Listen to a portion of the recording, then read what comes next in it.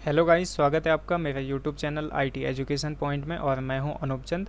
और अभी हम जानेंगे जो सीएसएफ ने लेटेस्ट जो वैकेंसी निकाली है एएसआई और हेड कांस्टेबल की। तो उसमें जो टोटल पोस्ट हैं वो कितनी है, एज का जो क्राइटेरिया है वो कितना रखा हुआ है, उसके लिए एजुकेशनल क्वालिफिकेशंस क्या क्या चाहिए, तो उसके बारे में हम आज यहाँ पे बात करने वाले हैं। तो चलिए चलते हैं, वीडियो को स्टार्ट करते हैं।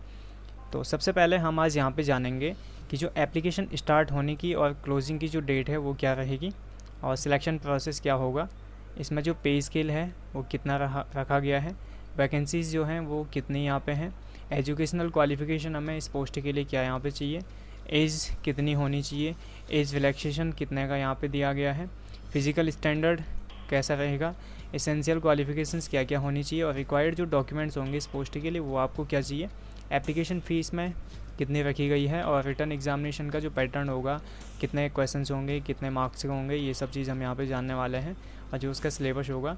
और उसी के साथ साथ जो स्किल टेस्ट यहाँ पे रखा गया है वो कैसा होने वाला है, और सिलेक्शन मोड इसमें क्या है, और जो ऑनलाइन एप्लीकेशन फिल होगा वो कैसे करके किया जाएगा।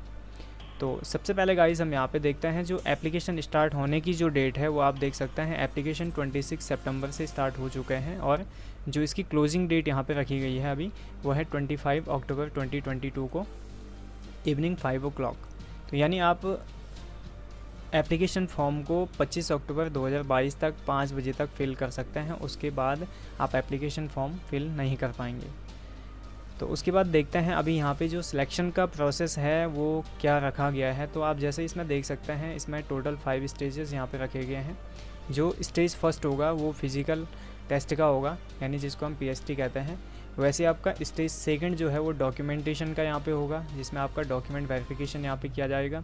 स्टेज थर्ड जो होगा वो रिटर्न एग्जामिनेशन का होगा, और जो स्टेज फोर्थ होगा वो आपका टाइपिंग टेस्ट या जिसको हम स्किल टेस्ट कह सकते हैं। और जो स्टेज फिफ्थ यहाँ पे रखा गया है वो गाइस मेडिकल का होने वाला है। तो ये था इसका सिलेक्शन प्रोसेस, क्या क्या इसमें होना है वो आप इसके लिए डिटेल्ड जो नोटिफिकेशन है वो भी आप देख सकते हैं। नोटिफिकेशन का लिंक मैं आपको डिस्क्रिप्शन में दे दूँगा, वहाँ से आप उसको नोटिफिकेशन को डाउनलोड कर सकते हैं। इसके बाद चलते हैं नेक्स्ट, जो इसमें पे स्केल यहाँ पे रखा गया है। तो जो आपकी एएसआई की जो पोस्ट है स्टेनोग्राफर की, उसमें जो पे स्केल रखा गया है तो ये आप देख सकते हैं लेवल 5 की पोस्ट है गाइज। और इसमें जो पे स्केल है वो 29,200 से लेके आपका 92,300 तक यहाँ पे रखा गया है। और बाकी इसमें जो अलाउंसेस होंगे वो यहाँ पे आपको अलग दिए जाएंगे।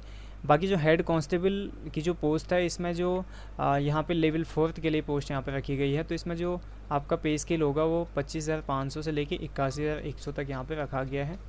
तो ये था इसका पे स्केल कितना रहने वाला है, ये आप यहाँ पे देख सकते हैं। इसका जो स्क्रीनशॉट है ये मैंने उसी के नोटिफिकेशन से यहाँ पे लिया है। और इसके बाद हम बात करते हैं यहाँ पे इसकी वैकेंसीज़ की, कि वैकेंसीज़ कितनी यहाँ पे रहने वाली हैं। तो देख सकते हैं गाइज, यहाँ पे फर्स्ट हमारे पास जो पोस्ट है वो एएसआई की जो पोस्ट है, इसमें टोटल वैकेंसीज़ कितनी यहाँ पे रहने वाली हैं वो हमने यहाँ पे लिखा गया। टोटल जो वैकेंसीज़ है इसमें वो 122 इसमें यहाँ पे हैं। और जो हेड कांस्टेबल की जो वैकेंसीज़ हैं वो यहाँ पे 418 वैकेंसीज़ यहाँ पे रखी गई है। तो यहाँ पे आप देख सकते हैं कैटेगरी वाइज जो वैकेंसीज़ को डिस्ट्रीब्यूट किया गया है। जो अनरिजर्व कैटेगरी होती है इनके लिए आपका मेल कैंडिडेट के लिए 40 वैकेंसीज़ यहाँ पे हैं, और जो आपके फीमेल कैंडिडेट हैं इसके लिए यहाँ पे 6 वैकेंसीज़ हैं। और बाकी जो डिपार्टमेंटल कैंडिडेट्स होंगे उनके लिए यहाँ पे 11 वैकेंसीज़ यहाँ पे रखी गई है। तो टोटल जो वैकेंसीज़ हैं जनरल में वो हैं आपकी 57, और एससी की जो वैकेंसीज़ हैं मेल के लिए वो हैं 13, फीमेल के लिए 1, और जो डिपार्टमेंटल वैकेंसीज़ हैं वो इसमें 2 हैं, यानी टोटल इसमें 16 वैकेंसीज़ हैं। इसी तरीके से एसटी का हो गया, और बाकी ओबीसी का है, और ईडब्ल्यूएस का है। तो टोटल जो वैकेंसीज़ हैं मेल के लिए वो ऑल कैटेगरीज़ के लिए वो यहाँ पे 94 रखी गई है। और इसी के साथ साथ जो फीमेल कैंडिडेट्स के लिए टोटल वैकेंसीज़ हैं वो 10 है, और जो डिपार्टमेंटल कैंडिडेट्स होंगे उनके लिए टोटल वैकेंसीज़ 18 है। तो कुल मिला के यहाँ पे जो एएसआई की जो पोस्ट है उसमें 122 पोस्ट आपको यहाँ पे मिलेंगी। इसके बाद जो हेड कांस्टेबल की बात करें तो हेड कांस्टेबल की जो मेल के लिए वैकेंसीज़ यहाँ पे रखी गई हैं जनरल में वो हैं 132, और फीमेल के लिए जो वैकेंसीज़ यहाँ पे हैं वो है 17, और डिपार्टमेंटल कैंडिडेट्स के लिए यहाँ पे हैं 33। तो यानी जनरल कैटेगरी के लिए जो हेड कांस्टेबल की जो पोस्ट है इसमें जो वैकेंसीज़ हैं टोटल वो हैं 182। इसी तरीके से बात करें एससी कैटेगरी में, तो एससी कैटेगरी में मेल कैंडिडेट्स के लिए 47 वैकेंसीज़ हैं, फीमेल कैंडिडेट के लिए यहाँ पे 5 वैकेंसीज़ हैं, और डिपार्टमेंटल के लिए 9 है। और आप यहाँ पे देख सकते हैं जो ST है, OBC है और आपका EWS है, उसके लिए भी यहाँ पे टोटल वैकेंसीज़ कैसे कैसे डिस्ट्रीब्यूट की गई हैं ये आप यहाँ पे देख सकते हैं। तो कुल मिला के हेड कांस्टेबल में 418 वैकेंसीज़ और जो आपका यहाँ पे आपका असिस्टेंट सब इंस्पेक्टर का है ASI का, इसमें 122 पोस्ट आपको यहाँ पे मिलेंगी। इसके बाद आप बात करें तो यहाँ पे एजुकेशनल क्वालिफ़िकेशन क्या रखा गया है। तो देखिए गाइज यहाँ पे 10+2 है, आपका किसी भी यूनिवर्सिटी से या किसी भी बोर्ड से आपका 10+2 होना चाहिए, चाहे वो आप साइंस साइड से हों या आर्ट से हों या आप BCom से हों, यानी जो कॉमर्स होता है उससे हों, तो आप इसके लिए एलिजिबल हैं। जिसका 10+2 कंप्लीट होगा वो इस फॉर्म को फिल कर सकता है। नेक्स्ट बात करें एज लिमिट की, तो एज लिमिट यहाँ पे रखी गई है गाइज 18 to 25 ईयर्स। और बाकी जो आपका बर्थ डेट है वो 26 अक्टूबर 1997 से पहले का नहीं होना चाहिए और 25 अक्टूबर 2004 के बाद का नहीं होना चाहिए। यानी आपका जो डेट ऑफ बर्थ है वो इन्हीं दोनों डेट्स के बीच का होना चाहिए, तब जाके आप इसके लिए एलिजिबल होंगे। बाकी जो कैटेगरी वाइज जो रिलैक्सेशन की बात यहाँ पे की जाए तो शेड्यूल कास्ट और जो आपका शेड्यूल ट्राइब्स के लिए यहाँ पे जो छूट दी गई है वो 5 ईयर्स की है।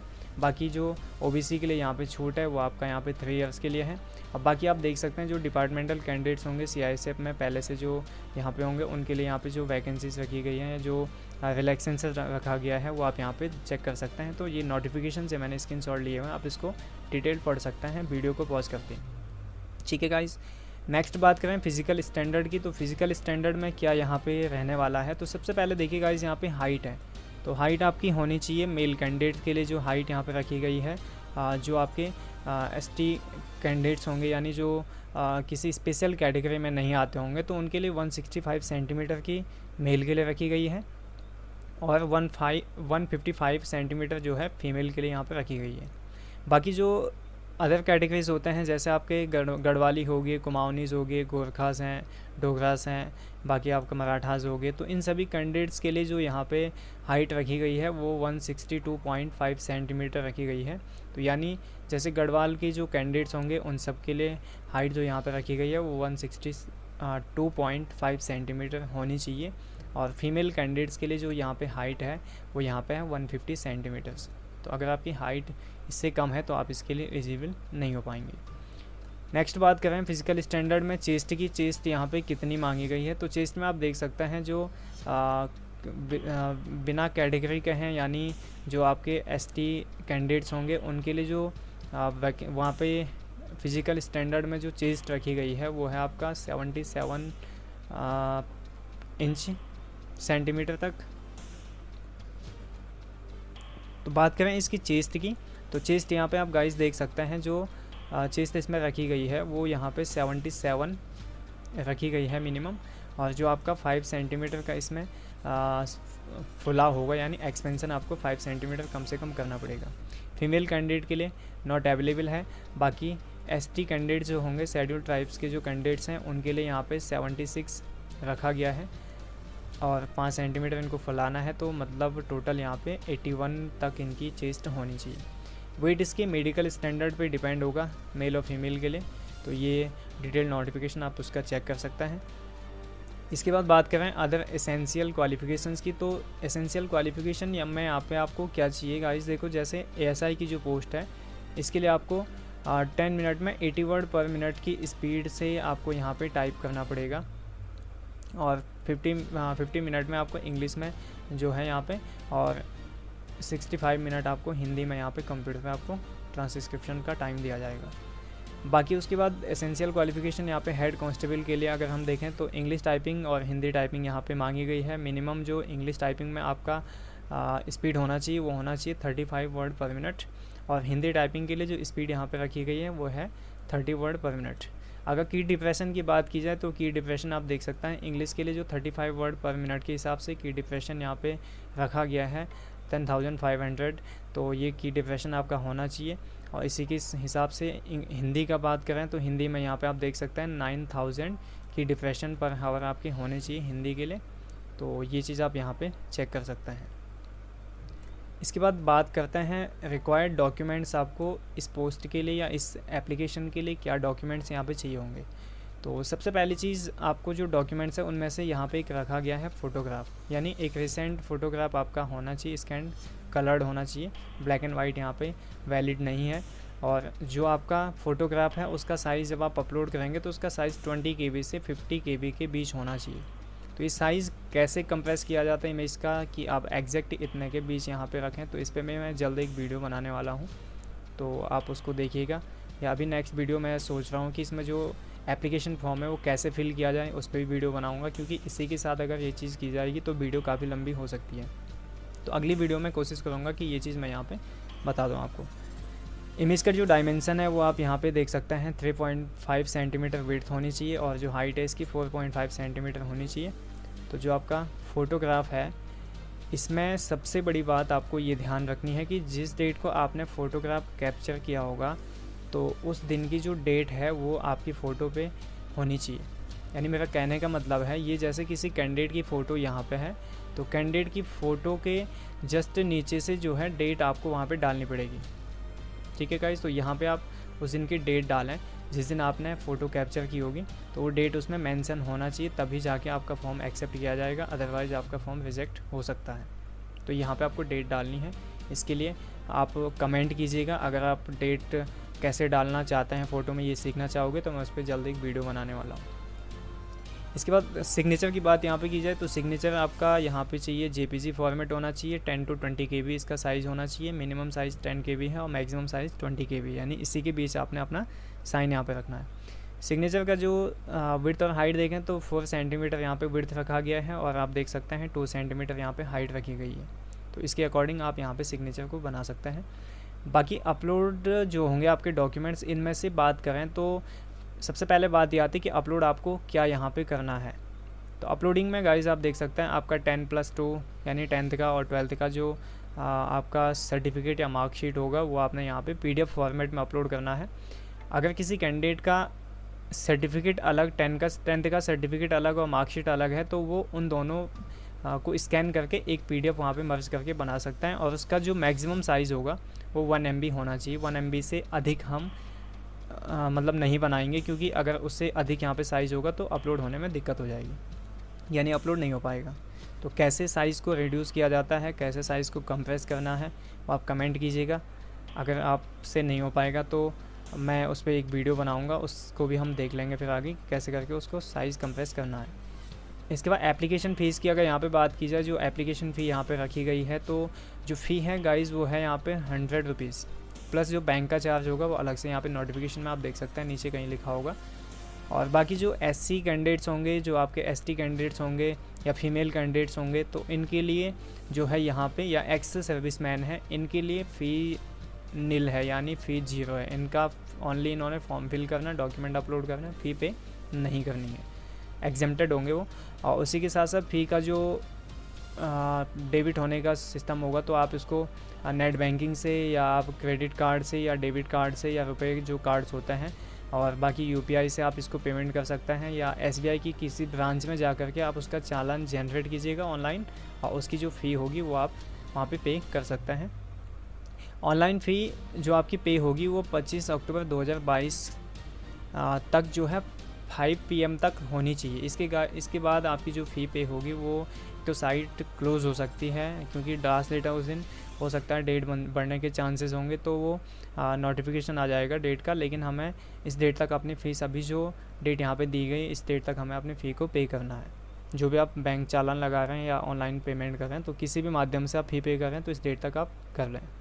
बाकी फ़ी नॉट रिफंडेबल होगा, यानी आपका फॉर्म अगर इनके किसी कारण से रिजेक्ट हो जाता है तो आपकी जो फ़ी होगी वो रिफ़ंड नहीं हो पाएगी। बाकी जो अदर चार्जेस होंगे बैंक के वो अलग से आपको पे करने पड़ेंगे, 100 प्लस बैंक चार्जेस। ठीक है गाइस, नेक्स्ट हम बात करें इसके रिटर्न एग्जामिनेशन की। तो रिटर्न एग्जामिनेशन में जो है अभी यहाँ पे दिया गया है कि जो आपका रिटर्न एग्जामिनेशन होगा वो OMR बेस्ड होगा। OMR बेस्ड का मतलब हो गया ऑफलाइन, और एक CBT होता है, एक कंप्यूटर बेस्ड टेस्ट, यानी जिसको हम ऑनलाइन कह सकते हैं। तो दोनों में से किसी भी मीडियम में आपका एग्ज़ाम हो सकता है। तो जो रिटर्न एग्जामिनेशन होगा वो आपका ऑब्जेक्टिव टाइप का होगा, जिसमें आपका 10+2 का सिलेबस दिया जाएगा और 100 क्वेश्चंस होंगे 100 मार्क्स के, और 2 घंटे का आपको यहाँ पे टाइम दिया जाने वाला है। तो क्या क्या उस एग्ज़ाम का पैटर्न होगा वो आप देख सकते हैं। एग्ज़ामिनेशन को यहाँ पे 4 पार्ट में डिवाइड किया गया। पार्ट ए जो आपका जनरल इंटेलिजेंसी का है, पार्ट बी आपका यहाँ पे जनरल नॉलेज का है, पार्ट सी आपका यहाँ पे अर्थमेटिक का है और पार्ट डी आपका यहाँ पे जनरल इंग्लिश एंड हिंदी का है। तो कितने क्वेश्चंस पूछे जाने वाले हैं वो आप यहाँ पे देख सकते हैं। 25 क्वेश्चंस आपके जनरल इंटेलिजेंसी के, 25 क्वेश्चंस आपके जनरल नॉलेज के और 25 क्वेश्चंस आपके यहाँ पे जो अर्थमेटिक के हैं और बाकी 25 क्वेश्चंस आपके पास यहाँ पे जनरल इंग्लिश एंड हिंदी के हैं। तो प्रति क्वेश्चन एक एक नंबर का होगा। तो ये मार्क्स भी आप यहाँ पे देख सकते हैं। तो कुल मिला के आपके 100 मार्क्स का जो यहाँ पे एग्ज़ाम होने वाला है। तो ये 100 मार्क्स का एग्ज़ाम जो है आपका टोटल होगा इसमें 120 मिनट्स का, यानी 2 आवर्स का। ठीक है गाइस, नेक्स्ट हम बात करते हैं इसके स्किल टेस्ट की, यानी जो आपका स्किल टेस्ट होगा जो टाइपिंग का है उसमें दिया गया, तो उसके हिसाब से स्टेनोग्राफर के लिए क्या होने वाला है, हेड कांस्टेबल के लिए क्या होने वाला है, ये सब कुछ जो है आपके नोटिफिकेशन में इंक्लूड है। तो नोटिफिकेशन को आप नीचे डिस्क्रिप्शन से डाउनलोड कीजिएगा, वहाँ पे आप उसको देखिए। जो इसका पैरा 5.4 है और पैरा 5.5 है, इसमें ये डिटेल्ड लिखा हुआ है कि क्या चीज़ इसमें यहाँ पे होगी और ये एक क्वालिफाइंग नेचर होगा। सबसे बड़ी बात यह है कि आप अगर एग्ज़ाम क्वालिफाई कर देते हैं उसके बाद आपको ये भी क्वालिफाई करना पड़ेगा। नेक्स्ट बात करें मोड ऑफ सिलेक्शन, यानी सिलेक्शन का जो मोड होगा वो क्या होगा वो आप इसमें देख सकते हैं। कैटेगरी वाइज जो मेरिट होगी वो यहाँ पे लगेगी और यूआर का जो सिलेक्शन है या जो EWS होगा उनका सिलेक्शन जो है 35% पे होना है, यानी 100 में से आपके 35% मार्क्स आने चाहिए। और SC ST के लिए क्वालिफाइंग मार्क्स जो है यहाँ पे वो 33% रखे गए हैं। बाकी नेक्स्ट बात करें इसमें प्रोसीड्यूर जो होगा ऑनलाइन फॉर्म फिल करने का, तो उसमें आपको 1 टाइम रजिस्ट्रेशन सबसे पहले करना है फर्स्ट स्टेप में, और सेकंड स्टेप में यहाँ पे आपको ऑनलाइन फॉर्म जो है फिल करना है, जिसमें आपको डॉक्यूमेंट अपलोड से लेकर के जो अदर डिटेल्स होंगी वो आपको वहाँ पे फिल करनी पड़ेंगी। तो सबसे पहले बात आती है कि यहाँ पे रजिस्ट्रेशन के लिए आपको क्या चाहिए, यानी जो 1 टाइम रजिस्ट्रेशन आपका होगा उसके लिए आपको क्या चीज़ चाहिए। तो एक तो आपको चाहिए यहाँ पे मोबाइल नंबर, एक आपको चाहिए यहाँ पे वैलिड ईमेल आईडी, और आपका आधार नंबर होगा या कोई भी जो आईडी प्रूफ आपके पास है, चाहे वो वोटर आईडी हो, आपका पैन कार्ड हो, पासपोर्ट हो, ड्राइविंग लाइसेंस हो, स्कूल या कॉलेज की कोई आईडी हो या एम्प्लॉयर आईडी होगी कोई, तो वो चीज़ आप यहाँ पे लगा सकते हैं।